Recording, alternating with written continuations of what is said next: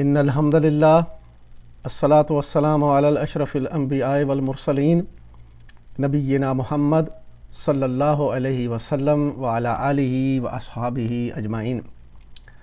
رب اشرح لی صدری ویسر لی امری واحلل عقدۃ من لسانی یفقہوا قولی۔ میرے محترم ناظرین، السلام علیکم۔ سورہ البقرہ کی آیت نمبر 96 تک ہم نے پڑھا ہوا ہے، اور پچھلی آیات میں جو ہم نے پڑھا تھا اس کا جو خلاصہ ہے وہ یہ ہے کہ بنی اسرائیل کی کارستانیاں بتائی جا رہی ہیں، اور یہ بتایا جا رہا ہے کہ یہ لوگ زندگی کے بہت زیادہ حریص ہیں اور یہ موت سے ڈرتے ہیں، اور اس کے برعکس یہ کہتے ہیں کہ جنت ہماری ہے اور ہم ہی جنت میں جائیں گے، ہمارے علاوہ جنت میں کوئی نہیں جائے گا۔ تو پھر اللہ تعالیٰ نے فرمایا کہ اگر تمہیں جنت میں جانے کا تمہیں اتنا ہی یہ ہے وہ یقین ہے، اور تم نے اگر کوئی اللہ سے وعدہ لیا ہوا ہے، تو پھر تمہیں تو موت کی تمنا کرنی چاہیے اور پھر سیدھا مر کے جنت میں آنا چاہیے۔ لیکن اس کے برعکس اللہ نے فرمایا کہ یہ زندگی کے بہت زیادہ حریص ہیں، اور ان میں سے ہر ایک 1000 سال جینا چاہتا ہے، حالانکہ 1000 سال جینے کے بعد بھی موت آئے گی اور انہیں آخرت کے عذاب سے کوئی بچا نہ سکے گا۔ آج ہم انشاءاللہ آیت نمبر 97 اور 98 کور کریں گے۔ حسب معمول ہم پہلے آیات کا ترجمہ اور تھوڑی سی تفصیل کریں گے، اور پھر آیات کی جو ہے گرامر کی طرف انشاءاللہ ہم چلیں گے۔ تو شروع کرتے ہیں۔ اعوذ باللہ من الشیطان الرجیم، بسم اللہ الرحمن الرحیم۔ قل من کان عدوا لجبریل فإنه نزله على قلبك بإذن اللہ مصدقا۔ ان سے کہو کہ جو کوئی جبریل سے عداوت رکھتا ہو اسے معلوم ہونا چاہیے کہ جبریل نے اللہ ہی کے اذن سے یہ قرآن تمہارے قلب پر نازل کیا ہے، جو تصدیق و تائید کرتا ہے۔ لما بین یدیہ وہدی وبشریٰ للمؤمنین۔ من کان عدوا للہ وملائکتہ، پہلے آئی ہوئی کتابوں کی تصدیق کرتا ہے اور ایمان لانے والوں کے لیے ہدایت اور کامیابی کی بشارت بن کر آیا ہے۔ جو اللہ کا دشمن ہے اور اس کے فرشتوں کا دشمن ہے۔ ورسولہ وجبریل ومیکال فإن اللہ عدو للکافرین، اور اس کے رسولوں اور جبریل اور میکائیل کے دشمن ہیں، اللہ ان کافروں کا دشمن ہے۔ ناظرین، آپ نے آیات کا ترجمہ سنا، اور ان آیات میں فرمایا جا رہا ہے کہ جو جبریل اور میکائیل اور اللہ کے رسولوں کا دشمن ہے وہ اللہ کا دشمن ہے۔ اب ان آیات کو پڑھ کر سمجھ میں نہیں آئے گا کہ یہ بات کس کی ہو رہی ہے، اور یہاں پہ اصل میں ہمیں نبی اکرم صلی اللہ علیہ وسلم کی سیرت سے جو ہے وہ رابطہ کرنا پڑے گا۔ جب تک ہمیں سیرت معلوم نہیں اور یہ قرآن کے نزول کی جو واقعات ہیں، کس کس موقع پہ کون کون سی آیت نازل ہوئی، اس وقت تک ہمیں ان آیتوں کا مطلب کبھی نہیں سمجھ میں آئے گا۔ یہاں پہ کس چیز کی بات ہو رہی ہے کہ جو رسولوں اور اللہ کے جو ملائکہ ہیں ان کا جو دشمن ہے، پھر اللہ بھی ان کا دشمن ہے۔ اب یہ کس کانٹیکسٹ میں بات ہو رہی ہے؟ پیچھے جو آیت گزری وہ تو کچھ اور تھی، تو اس کے لیے یقیناً ہمیں آپ صلی اللہ علیہ وسلم کی سیرہ مبارکہ اور قرآن کے نزول کا جو زمانہ تھا، ان کے واقعات، اور نبی اکرم صلی اللہ علیہ وسلم کی مستند احادیث کا حوالہ بالکل چاہیے۔ اس کے بغیر ہم ان آیات کو نہیں سمجھ سکتے۔ اور اس کا پس منظر یہ ہے ان آیات کا کہ یہود جو تھے جانتے تھے کہ یہ نبی ہیں، دل سے تو مانتے تھے مگر انکاری تھے، اس وجہ سے کہ ان کے دل میں بغض تھا۔ وہ کہتے تھے کہ یہ ہمارے قبیلے سے نبی کیوں نہیں آیا۔ سب سے بڑی ان کے دل میں خرابی یہی تھی، اور اس سے بڑی خرابی یہ تھی کہ ہمیشہ انہوں نے انبیاء کا انکار کیا تھا، اپنی کتابوں میں تحریف کی تھی۔ تو اب یہ جو نبی اکرم صلی اللہ علیہ وسلم ان کے پاس آئے تو یہ ان کا انکار کیسے کر سکتے تھے؟ اس کے لیے وہ بہانے تلاش کر رہے تھے۔ تو جب آپ صلی اللہ علیہ وسلم مدینہ میں آئے تو یہ لوگ پھر اپنا ایک وفد لے کر آئے اور کہنے لگے کہ ٹھیک ہے، ہم مان گئے کہ آپ نبی ہیں، لیکن ہمیں آپ صرف یہ بتائیں کہ یہ جو قرآن ہے یہ آپ کے اوپر کیسے نازل ہوتا ہے، یہ ہے ان آیات کا پس منظر۔ تو نبی اکرم صلی اللہ علیہ وسلم نے فرمایا کہ جبرائیل علیہ السلام میرے اوپر یہ قرآن نازل کرتے ہیں۔ تو اس پر وہ چونکہ وہ پہلے سے پری پلانڈ آئے ہوئے تھے، وہ فوراً بگڑ گئے اور کہنے لگے کہ یہ تو جبرائیل اور میکائیل تو ہمارے دشمن ہیں، یہ تو ہمارے اوپر عذاب لے کر آئے تھے، لہٰذا ہم تو آپ کی رسالت کو بھی نہیں مانیں گے اور اس قرآن کو بھی نہیں مانیں گے۔ تو یوں جو ہے وہ یعنی اپنی وہ جو ان کی دل کی خرابی تھی وہ بیان کر کے اٹھ گئے۔ تو یہ ہے ان آیات کا پس منظر۔ تو اس لیے میں نے عرض کی کہ قرآن کو سمجھنے کے لیے سیرت المطہرہ کا مطالعہ بہت ضروری ہے، ان واقعات کا، خصوصی طور پر جب سے قرآن نازل ہوا اور نبی اکرم صلی اللہ علیہ وسلم کی رحلت تک جتنے واقعات ہیں وہ سارے کا سارے ہر مسلمان کو پتہ ہونے چاہیے، اور اس کے لیے یقیناً ہمیں سیرت کا مطالعہ کرنا چاہیے۔ اور یہ ہماری بڑی بدبختی ہے کہ ہم اپنے آپ کو عاشق رسول کہتے ہیں، لیکن ہمیں نبی اکرم صلی اللہ علیہ وسلم کی زندگی کا کچھ پتہ نہیں۔ اور آپ دیکھ لیجئے کہ قرآن اور حدیث سے جو ہمارا رابطہ ہے یہ تو بالکل ظاہر ہے، پورے معاشرے میں کیا صورتحال ہے کہ اگر آپ سروے کروائیں تو 1000 میں سے کوئی ایک آدمی آپ کو ایسا ملے گا جس نے قرآن کا ترجمہ پڑھا ہوگا، اور ایسے آدمی اکٹھے کر لیں تو ان میں سے 1000 میں سے شاید ہی کوئی ایک ملے گا کہ جو عربی گرامر کو سمجھتا ہے، اور پھر ساتھ ساتھ اس نے سیرت بھی پڑھی ہوگی۔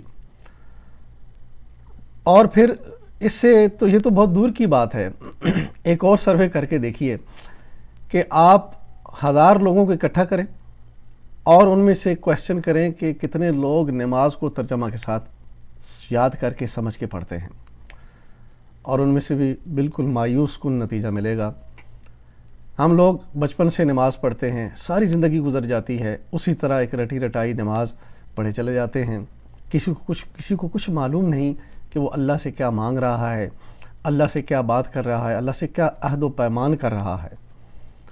اور یقیناً اس میں ہمارے جو مسجد کا ممبر ہے اس کا بہت بڑا دخل ہے، انہوں نے ہمیں اس طرف آنے نہ دیا، اور اپنے جھگڑوں میں چلتے رہتے ہیں، وہ ایک کو کافر کہتا ہے، وہ دوسرے کو کافر کہتا ہے، اور ہم عوام الناس کو قرآن کی طرف نہ تو آنے دیتے ہیں بلکہ منع کرتے ہیں۔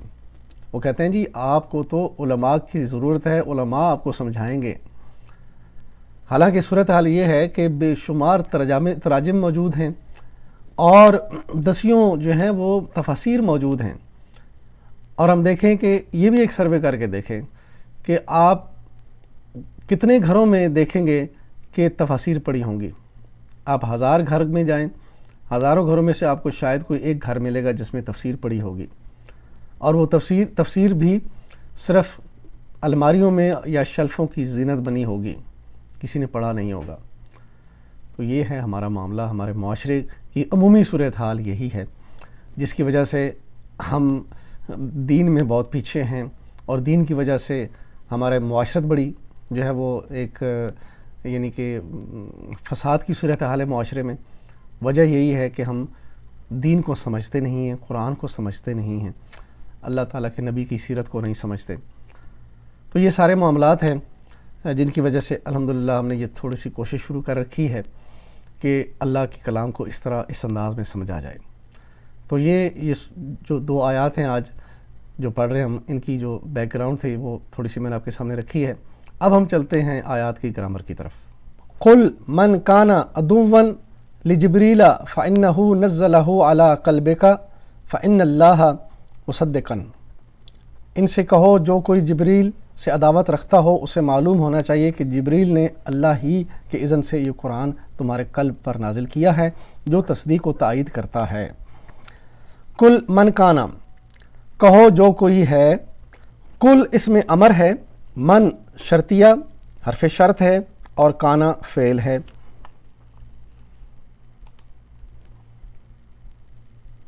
کل فعل امر واحد کے لیے، مادہ قاف واو لام، باب نصرہ ماضی کا پہلا صیغہ، قالا واو اس میں حروف علت میں سے ہے اور تعلیل کے بعد الف میں بدلا، قوالا کے بجائے قالا بنا۔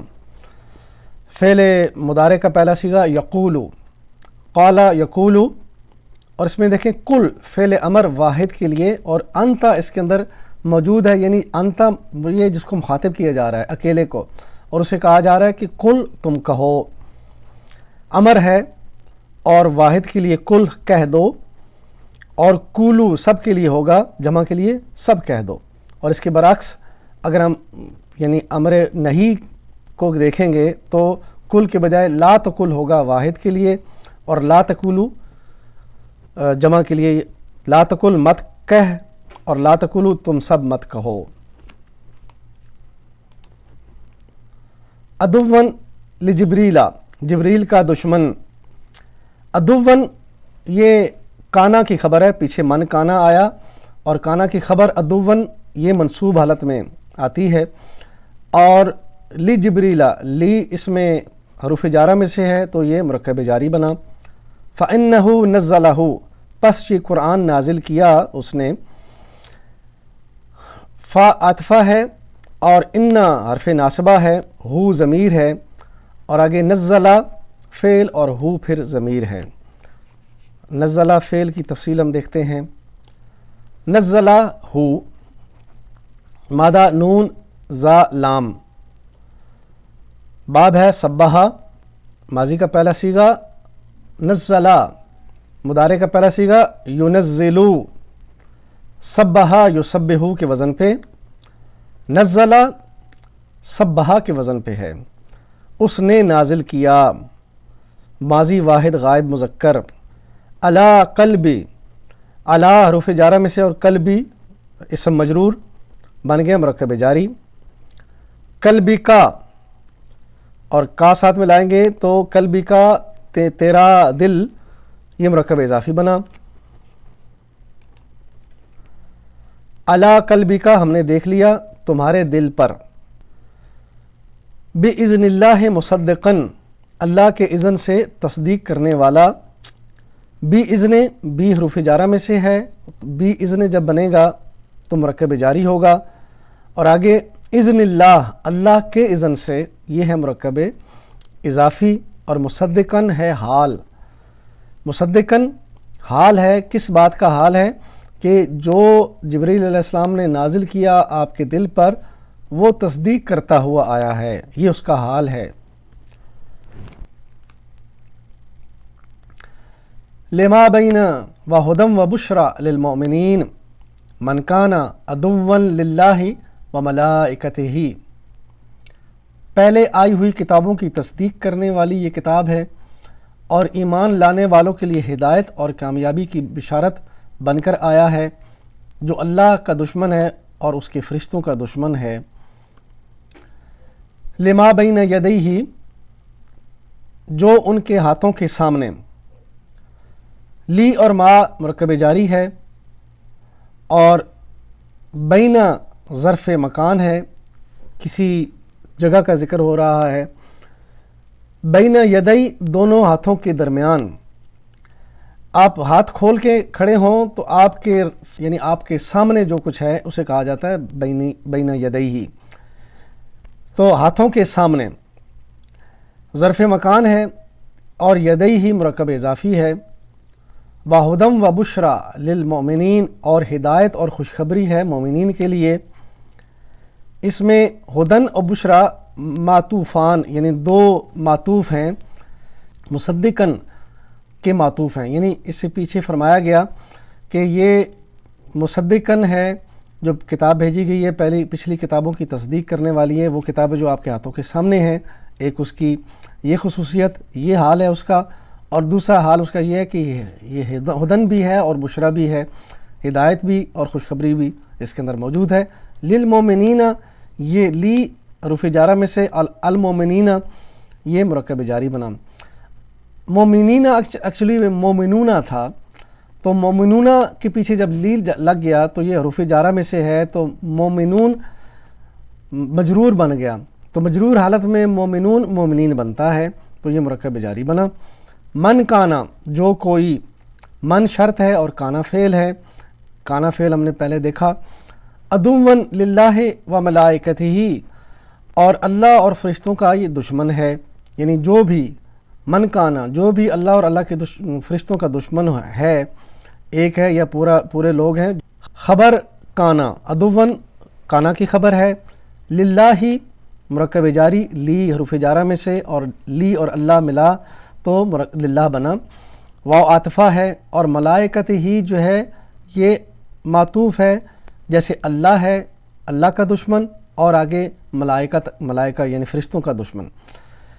تو عاطفہ اور آگے معطوف، اور ملائکت ہی جب کہیں گے کہ اس کے فرشتوں کا دشمن، تو یہ ملائکت ہی مرکب اضافی بنا. اس میں کا کے کی کا مطلب یعنی نسبت ہو رہی ہے اللہ کے فرشتوں کی.